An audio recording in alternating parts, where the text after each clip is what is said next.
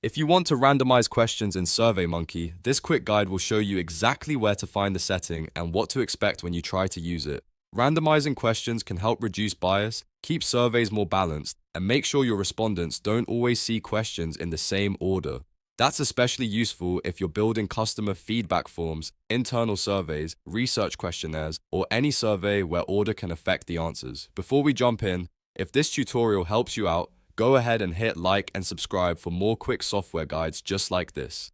Alright, let's get started. First, open your browser and go to SurveyMonkey. Once you're on the homepage, sign into the account where your survey is saved. After that, click on your survey to open it in the editor. This is the survey you want to adjust because the randomization setting has to be applied inside the survey itself.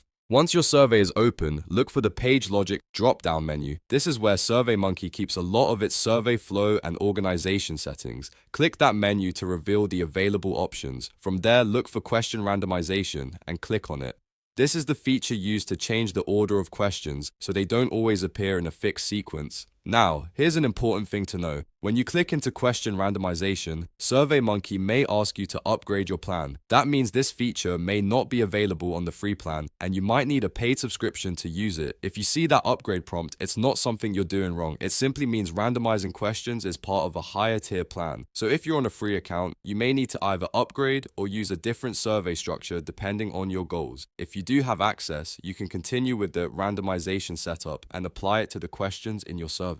Take a moment to review your survey carefully before saving anything, especially if the order of questions matters for logic, branching, or skip patterns. Randomization can be helpful, but it should be used intentionally so it doesn't interfere with the flow of your survey. Once everything looks good, save your changes and preview the survey if possible so you can confirm the question order behaves the way you want. And that's it. That's how to randomize questions in SurveyMonkey and what to expect if the platform asks you to upgrade. If this video helped, make sure to like, subscribe, and turn on notifications for more simple tutorials like this one. Thanks for watching, and I'll see you in the next one.